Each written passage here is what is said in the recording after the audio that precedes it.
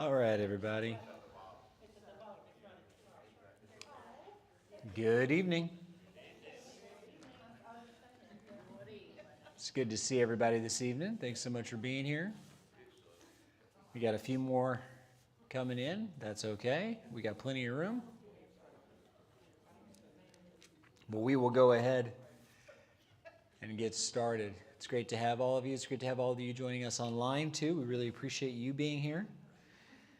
We're going to be diving back into the book of James. We're going to be in chapter 4, starting in verse 13 tonight, if you want to go ahead and turn over there. But before we do that, we're going to go ahead and have an opening word of prayer. I'm going to go ahead and ask Avon to come on up and lead us in a word of opening prayer, and then we will jump into our lesson for this evening. So, Avon?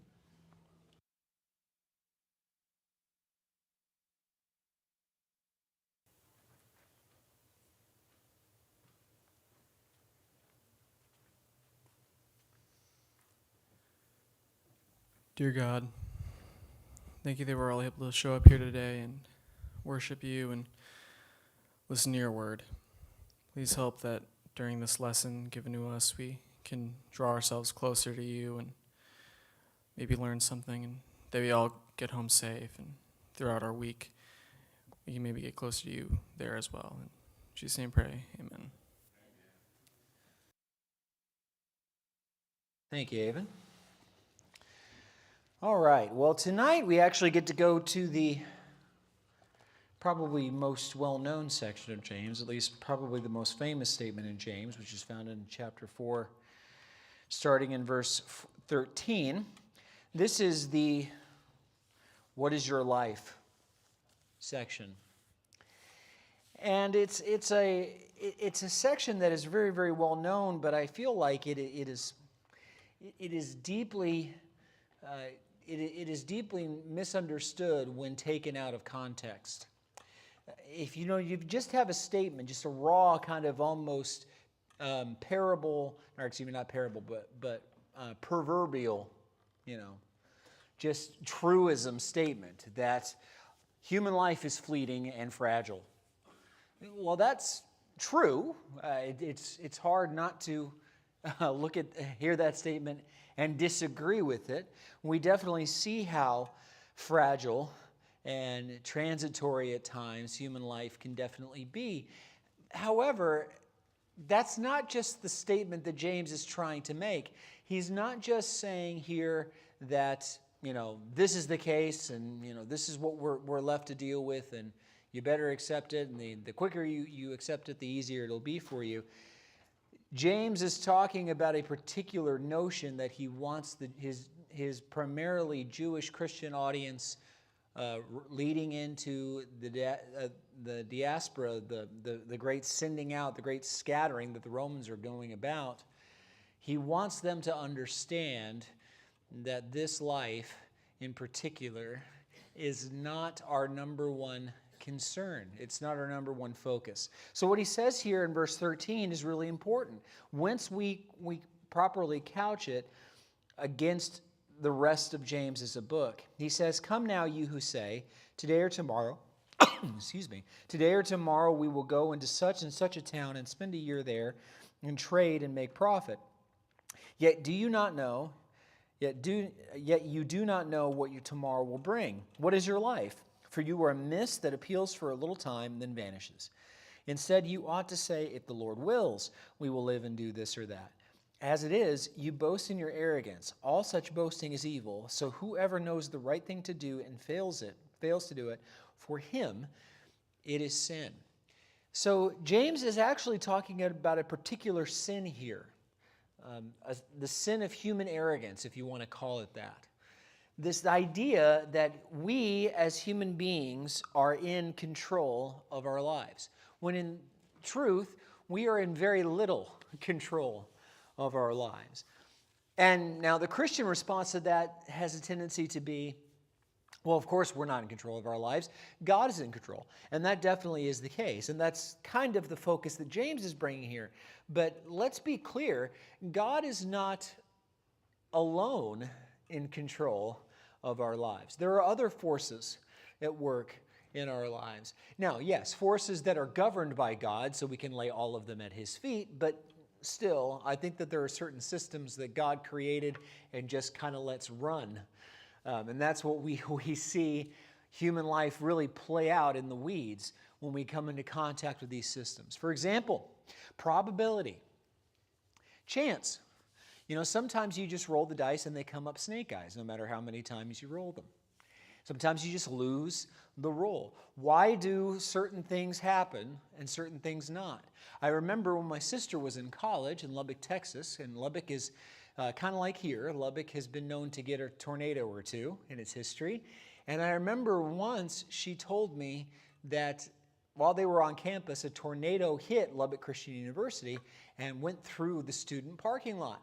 And she said that all the girls in the dorms were hiding down in the basement bathroom to try and stay safe. But all of the guys in the guy dorms were basically at their window going, "Don't hit my car, don't hit my car, don't hit my car."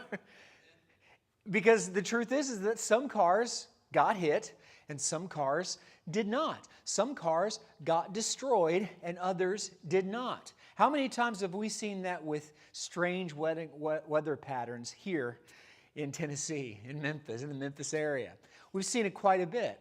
I know of another account of a former teacher of mine who was on a mission trip in a town, went on a mission trip in a town about a week after a tornado had blown through the town and destroyed half of it. And he said that he was driving down one street to go to this house for a Bible study, and he saw on that street an empty lot where a house used to be.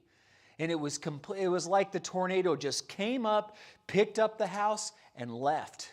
And there was debris, but there wasn't much more than debris. And then the house next door to that lot still had leaves on the tree. Incredible that a tornado could do that with such pinpoint accuracy. Yet, I think we all agree that the reason why it chose that house and not that house, that car and not that car, is probability. It's chance. The odds were not in that house's favor or that car's favor that day. Now, when we talk about things like destruction that don't involve human casualties, it becomes a lot easier to swallow. But the truth is that model will scale up to include human death. Why do some people get cancer and some do not? Sometimes it's just chance. Why do some people get into car accidents and die while others get home safely? Sometimes it's just chance. You see, we as Christians are always want to look for the higher meaning in a particular circumstance or event. And I'm not saying I'm not saying that we should not continue on doing that. There are higher meanings in things. There are higher lessons to be learned in things, especially in negative things. However, sometimes we're looking for ghosts where there are no ghosts at all. I hate to say that, but it's true. Sometimes the dice just come up snake eyes, and they come up snake eyes for Christians too. God does not necessarily protect us. He might, but God does not necessarily protect us from every event and circumstance. Sometimes we find even ourselves falling victim. And I've always found something interesting about that concept, that why didn't God protect me? Who's to say that he didn't? And also, if God had been protecting you, what benefit would you get personally from it? Because if he was protecting you, you wouldn't know it. How could you know that he was protecting you? It seems interesting to me that we're very ready to complain when bad things happen, but we don't give God any of the credit when bad things don't happen. Interesting to me. So we've got God, we've got probability. We could lay a variety of other things here, but I think the big one, of course, is free will. The free will of our fellow human beings. Do our choices have collateral consequences? Yes. Yes. If I choose as a father, as a husband, as a member of my family, Can my choices have consequences for my wife and my children and those around me? Absolutely. Do those choices ricochet off the choices that others make? Yes. And there's a word for this, by the way. We call this a cascade. You know what a cascade is, right? A cascade is a mathematical term talking about what happens when one pebble falls from the top of a hill, striking another pebble, which strikes another pebble, until finally you've got a rock slide, right? All the pebbles on the hill are coming down at the same time with massively devastating force. Do free will choices cascade? Yeah. Look at basically every war humanity has ever fought in its history. Absolutely. Do choices cascade? This country decides to do this. That country decides to do that in response. Another country gets involved by deciding to do X, Y, Z, and we just keep adding choices, and then the next thing you know, the world's on fire. Yeah. Yeah. This is another lament, I think, that doesn't make a lot of sense when you really hold it under the microscope. We want God to protect us not only from the events of chance, but we want God to protect us also from the free will choices of others. When in reality, the only real way to do that is by either segregating those choices, segregating the people making those choices away from others where they cannot harm another person, or getting involved in the decision-making process of that choice and thereby taking away that person's free will. But nobody wants that. Not really. Not really. See, I have this tendency, maybe you agree or disagree, but I have this tendency to think and believe that God knows what He's doing. And that He is allowing choices, the choices that He is allowing because they can be handled and they can be managed. And they will not result in outcomes that He does not intend.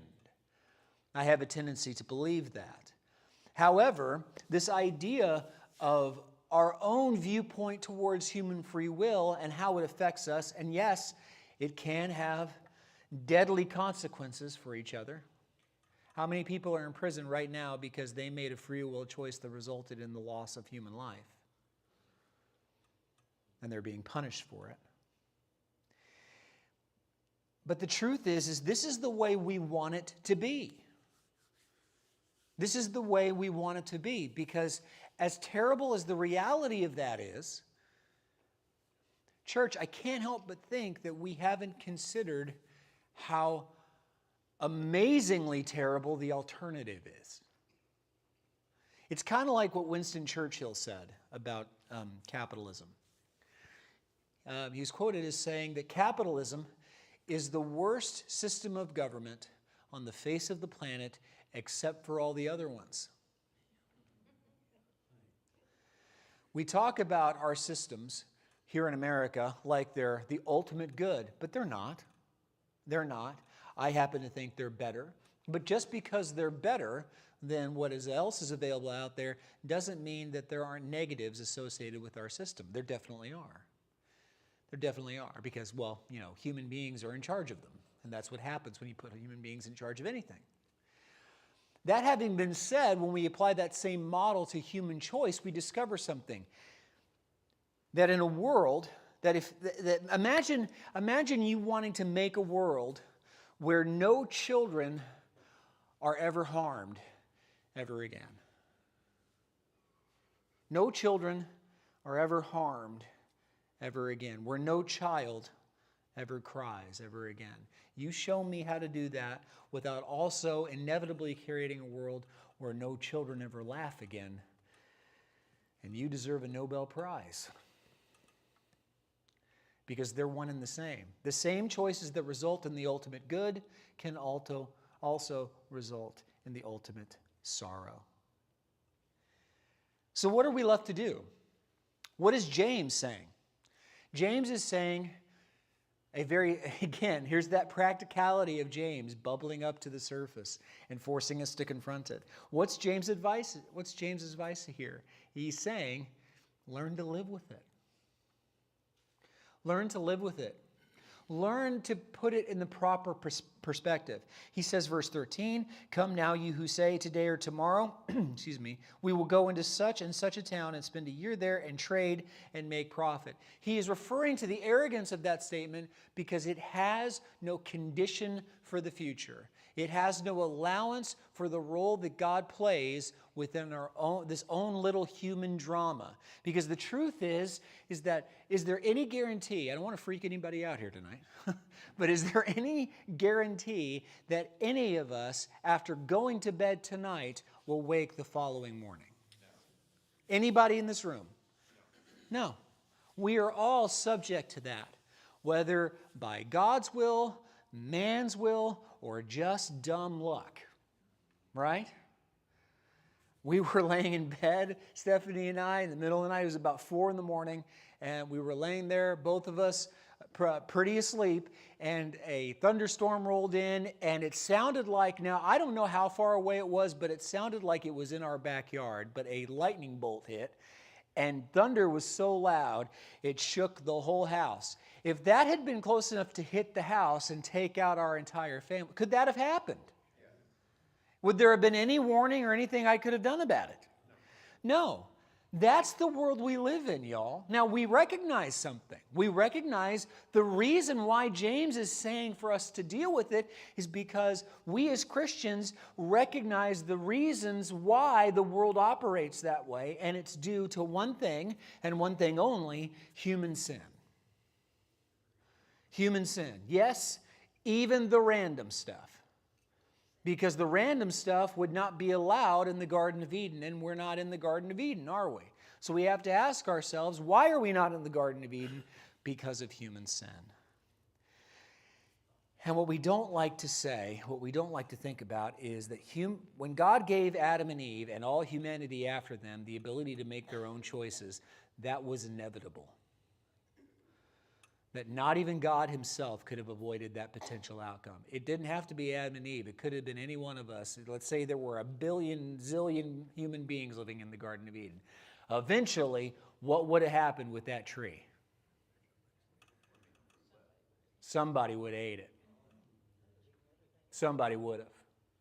And then we just start this whole big ball of wax called the human or the divine plan of redemption involving Jesus going to the cross all over again, don't we? Because that's the idea here. This was always the plan. So we are left here to live out our lives in a sinful world that is antagonistic towards us, that is deadly to us, that is harmful to us, knowing that this life will eventually end, but also recognizing something. That even though this life eventually ends, for the saved, that ending is not permanent. It is transitory. It is transitory.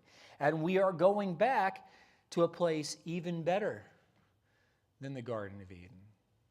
A place in the presence of God where these things are not master, God alone is. He says, verse 14, "You do not know what tomorrow will bring. What is your life? You are a mist that appears for a little time and then vanishes." Probably the most well-known version of this verse says, "You are a fleeting vapor," or "but a fleeting vapor." That's such a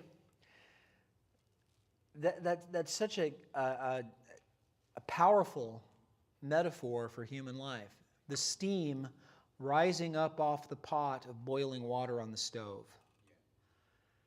That's human life. It's here 1 second, it's gone the next. You know, human lifespans fascinate me. Lifespans fascinate me. Did you know that, you know those possums? You guys ever seen a possum? Okay. Did you know that possums have a lifespan somewhere between 2.5 and 3 years? Did you know that? 3. That's why one of the reasons why they don't make good pets. There are a variety of other reasons why they don't make good pets, but that's on the list. Imagine only living for 3 years. Imagine having the lifespan, forget possums, imagine having the lifespan of the common fruit fly. A day, 2, max. Right? Now, it's easy for us to consider those numbers, to sit back and go, hey, you know, this 75 to 80 year average, And some of us beat that. Can you imagine that? That's crazy. I mean, we're sitting pretty. But here's the thing. Lifespans, average lifespans, they're hogwash. They are simply and totally baloney. Because it doesn't matter how long you are going to live, if that life is going to end eventually, then that means that ending is inevitable, and it doesn't really matter in the long term if this is all there is, by the way, is what I'm saying. It doesn't really matter if that day for Jarrod is 40 years from now or 40 minutes from now. Because it's pointless. Church, do you understand that that's what we're really saying when we take God out of the equation? That we are taking life and boiling it down to its basic, most fundamental chemical processes and making it totally meaningless. If naturalism is correct, and the only thing that can exist is what exists here, then y'all, that is the most depressing thought you are going to hear for the rest of your life. Because everything you have accomplished, everything you have done, everything you have set out to do, and every person you have loved and known, it all amounts to a big old fat goose egg. Because even if you die early and your friends don't, they will eventually. And finally, in the long term, the universe just tracks on without us until eventually it gets to its own inevitable heat death. And it's like it never happened. But James is pointing out something else. He's saying, what is your life? For you are a mist that appears a little while for a time and then vanishes. Instead, you ought to say, if the Lord wills. Now, here's the thing. Here's the thing. I'm going to quote to you the great theologian Bruce Lee. Ready?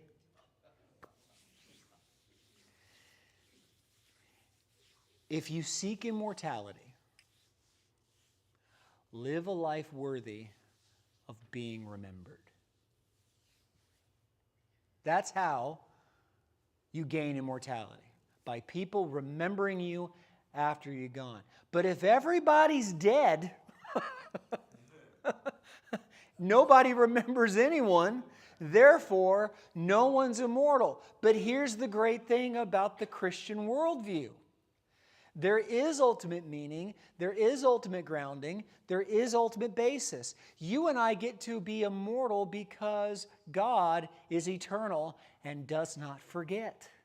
Now, we also get to be eternal in the very literal sense, where we do not cease to exist. But at the same time, God exists within His creation, yes, but also beyond His creation, and He's eternal. And we get to share in that eternality with Him. He says, instead, you ought to say, if the Lord wills, we will live and do this or that. God is ultimately in control. So, how do I go to bed at night knowing that tomorrow I might get hit by a car, or get struck by a bolt of lightning, or die in some kind of freak bear attack, right? How do I go to bed at night knowing that that is a possibility? Some more possible than others, but it's entirely possible that today is my last day. So how do I find comfort in that? I find comfort in it as a Christian, knowing that whatever the outcome, God saw it coming, allowed it to happen, and knows what He's doing. I'm going to say it again because I think we forget this. I think Christians forget this. No matter the outcome, God saw it coming, allowed it to happen, and knows what He's doing. It's all part of the plan. If I die of cancer, it was a part of the plan because God let me. If I die of a heart attack, it was part of the plan. If I die saving a bus full of orphans going off a cliff, I save the orphans, but I go down with the bus. It was all part of the plan because God is in control. James's point is not that your life is fragile because, newsflash, you already knew that. It's really hard to make it here any length of time without coming to the conclusion that human life is a fragile, fragile thing. Amen? James' point is not that. James's point is that in spite of our fragility, God is in control. So we still strive to serve Him. As it is, you boast in your arrogance. All such boasting is evil. So whoever knows the right thing to do and fails to do it, for him it is sin. Living like you're immortal and there are no consequences. By the way, do you know what my favorite last words are? Hey guys, watch this.